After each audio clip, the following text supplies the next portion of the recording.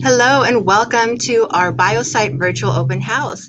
I'm Jessica Torres, Director of Education and Programs at Children's Discovery Museum, and I'm here with Amala and Sarah, two students in our BioSITE Environmental Science program. Thanks for being here today. Hi guys, I'm Sarah. Hi guys, I'm Amala, and I'm a sophomore in high school. Great. And Sarah, are you a sophomore as well? Yep. Great. Well, welcome. We'll hear a little bit more about you in a minute, but I just want to mention that we are live streaming to our Facebook and our YouTube pages. So if you're in Facebook, why don't you say hello to us in the comments? Or if you're in YouTube, say hi in the chat. We'd love to hear from you. Tell us your name, where you're watching from, and if you have any questions later, you can share that with us as well, and we might feature you in our live stream. So today we have our BioSITE open house. It's virtual this year.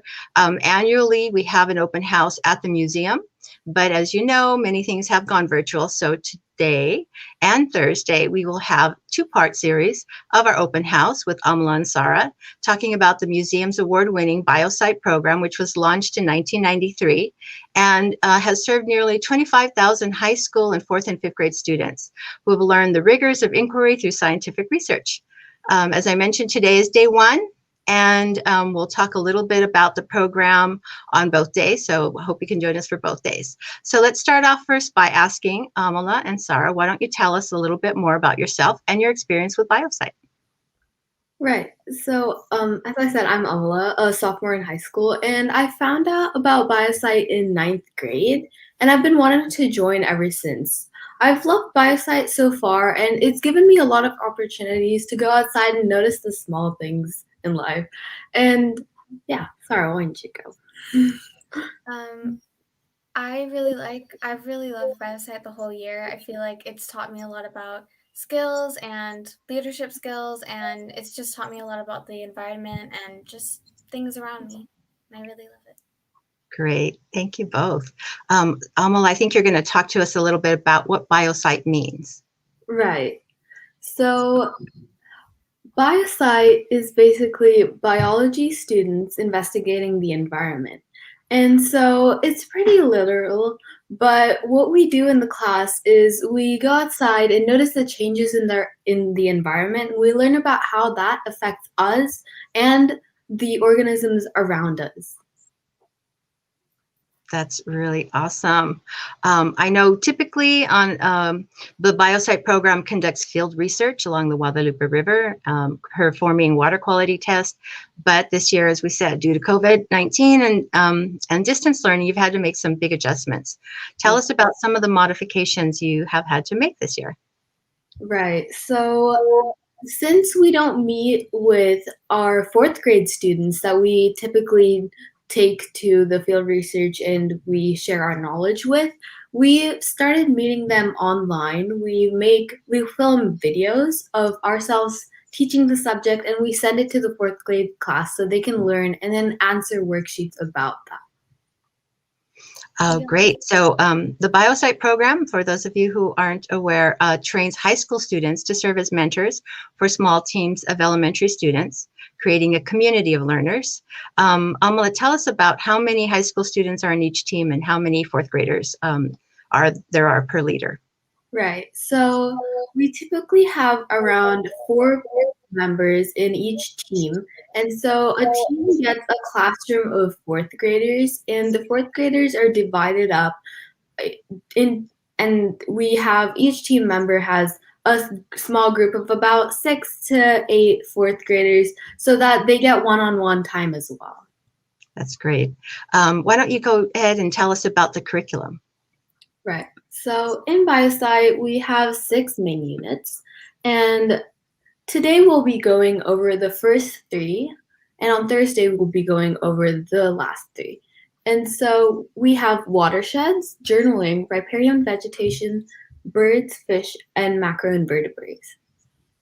And so with watersheds, we learn about watersheds because it helps the kids understand that we all live in a watershed. So all life in the watershed are affected by the water, of course. And so what we put in the water and what goes in the water directly affects us and the things around us.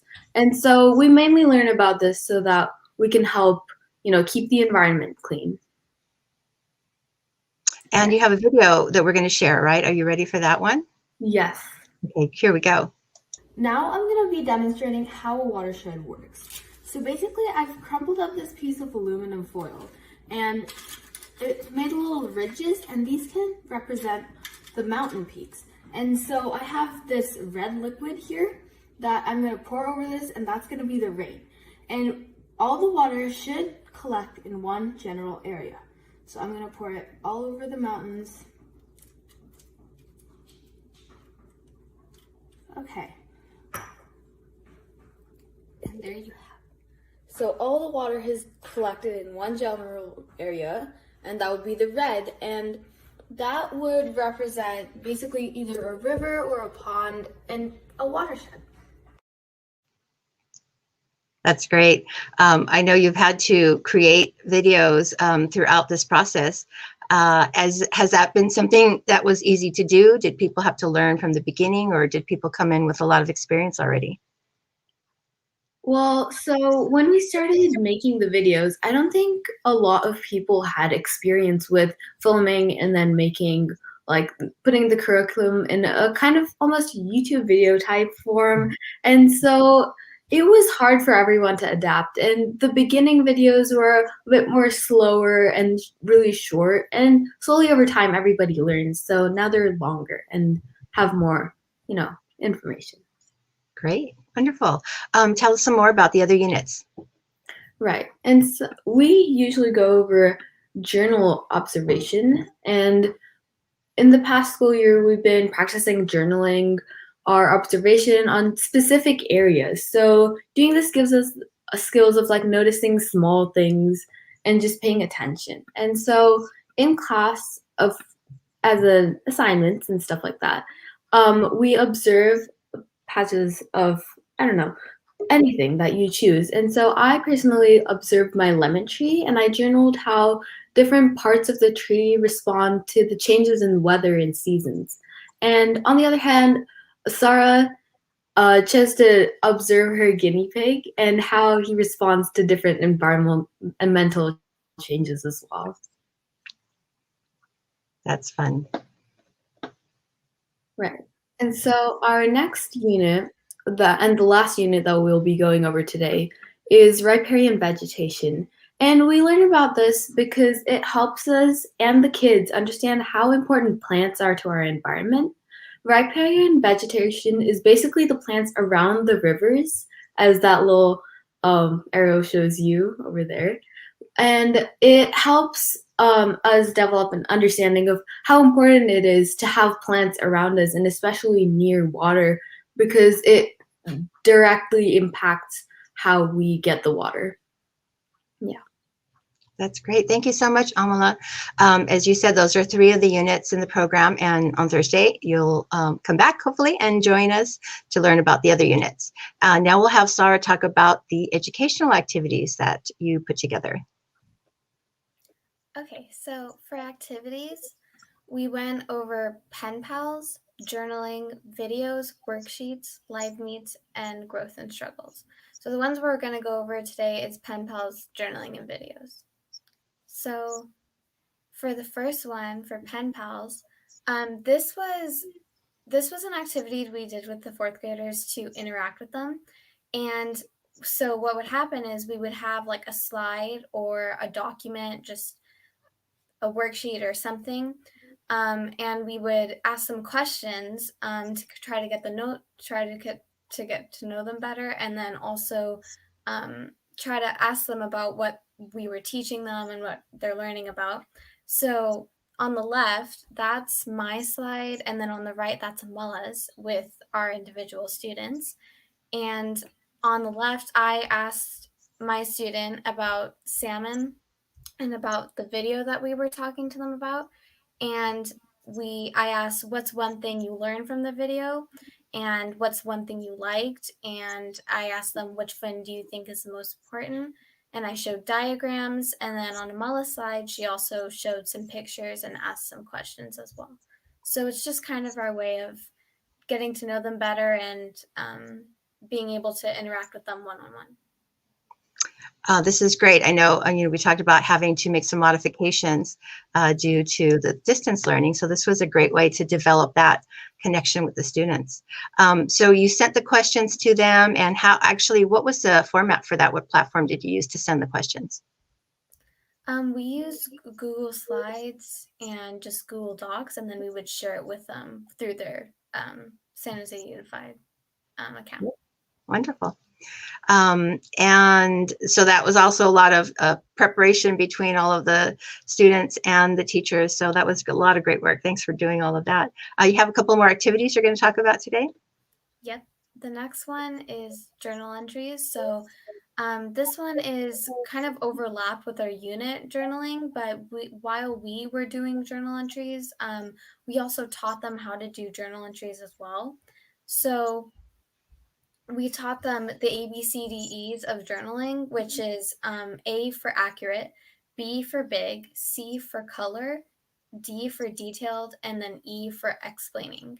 So we would teach them, these ABCDEs to teach them how to do correct journal entry and to be able to observe what's around them and do sketches and learn about things through the journal entries. That's great. A key point of doing science, but also learning a great skill of observation. That's wonderful.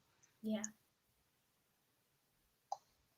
Right. And then the last one is videos, which that was the one where we would make videos and film it for them to then go over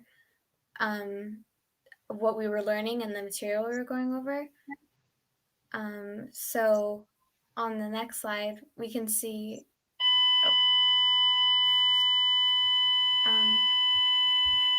on this slide, you can see that on the left side, there's Salmon survival game. And that's from my group. We created that to show in the video to interact with them. And it's a game where you just go through and have to try to make the salmon survive, but there's also all these types of obstacles, and that's how we taught them through what they go through and stuff. And That's then really on the right, that's Amala's video, and it goes over fish anatomy. Great. So shall I go ahead and play the fish anatomy video now? Yeah. Okay. Fish anatomy. Now, what are the main parts of a fish?